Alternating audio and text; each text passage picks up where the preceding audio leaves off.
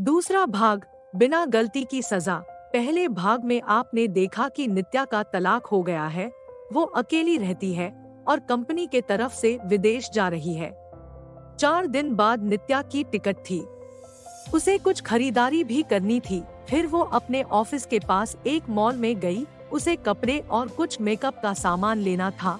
वो मॉल में घूम रही थी, कपड़े देख रही थी, तभी किसी ने पीछे से उसके कंधे पर हाथ रखा। वो पीछे मुड़ी देखने के लिए और वो बिल्कुल अपने आँखों पर विश्वास नहीं कर पा रही थी। वो इंसान और कोई नहीं अविनाश था। नित्या उसे देखती रह गई। उस समझ नहीं आया कि वो अविनाश से क्या बात करे। अविनाश नित्या को देखकर बहुत खुश हुआ। दोनों के आंखों में आंसू के साथ खुशी भी थी। अविनाश ने पूछा, तुम यहाँ अपने पति के साथ हो क्या? नित्या उससे नजरें चुराते हुए बोली, नहीं। अविनाश ने पूछा, कैसी हो? नित्या उससे बात नहीं करना चाहती थी। वो नहीं चाहती थी कि अविनाश को पता चले कि उसका तलाक हो गया है और अब वो अकेले रहती है। अविनाश उससे पूछे जा रहा था। उसने बोला, कुछ बोलो। नित्या वहाँ से जाने लगी। उसने अविनाश को बोला कि मुझे तुमसे कोई बात नहीं करनी, तुम चले जाओ। अविनाश उसके पीछे पीछे जाने लगा। उसने कहा, मेरी बात तो सुन लो एक बार। फिर भी नित्या नहीं रुकी। फिर अविनाश ने कहा, तुम्हें मेरी कसम है, बस एक बार रुक के मेरी बात सुन लो। फिर नित्या क्या करती? आखिर उसके दिल में अभी भी अविनाश के लिए प्यार था, तो वो रुक गई। फिर अविनाश ने कहा कि कहीं बैठकर बात करते हैं। फिर वो दोनों मॉल के एक रेस्टोरेंट में गए। अविनाश ने उससे पूछा, कैसी हो? वो बोली, ठीक हूँ।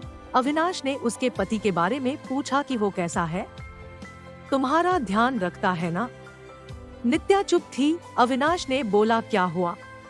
तुम चुप क्यों हो? कुछ बोलो, तुम्हें कोई परेशानी तो नहीं है ना? नित्या बोली, मेरा तलाक हो गया है। अविनाश को ये सुनते ही एक उम्मीद की किरण दिखने लगी। उसने पूछा, कब और क्यों? नित्या ने उसे सब बताया। अविनाश ने बोला, फिर अब तुम अकेले क्यों रहती हो? तुम अपने मम्मी पापा के पास क्यों नहीं गई या मुझसे संपर्क करने की कोशिश क्यों नहीं की? नित्या बोली, तुम अगर मुझसे प्यार ही करते थे तो जब मेरी शादी हुई तब क्यों नहीं आए मुझे लेने? कहाँ थे तुम? उस वक्त मैं बिल्कुल अकेली हो गई थी और मजबूरी में शादी हो गई मेरी। अविनाश ने पूछा, क्या तुम्हारे पापा ने नहीं बताया कि उन्होंने मुझ पे पुलिस केस कर दिया था? मैं जेल में था कुछ महीने।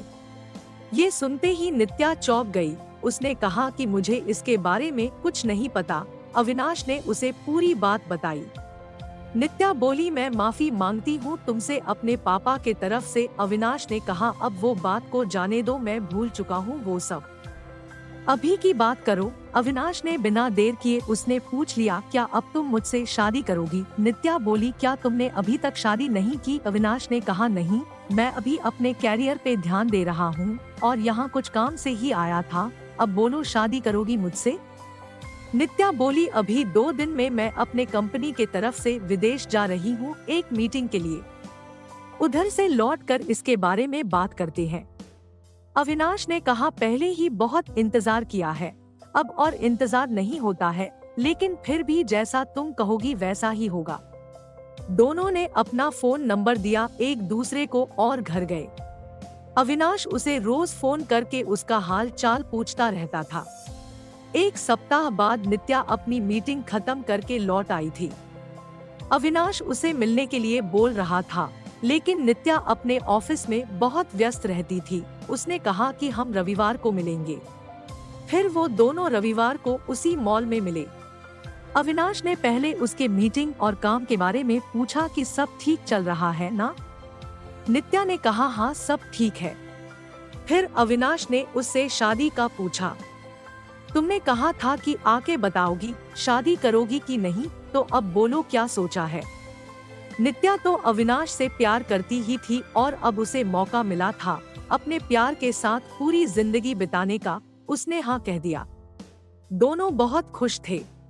नित्या ने अपने घर पर अविनाश के बारे में सब कुछ बता दिया और इस बार उसके घर वाले उसके इस फैसले से मान गए, क्योंकि पहले उनसे एक गलती हो चुकी थी। अब वो फिर से अपनी बेटी को तकलीफ में नहीं देखना चाहते थे।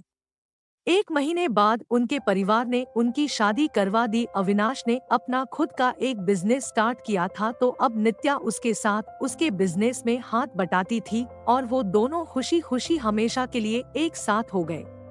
अन्य शानदार कहानियों के लिए चैनल को सब्सक्राइब करें, कृपया लाइक करें और कमेंट करें आपको कहानी कैसी लगी।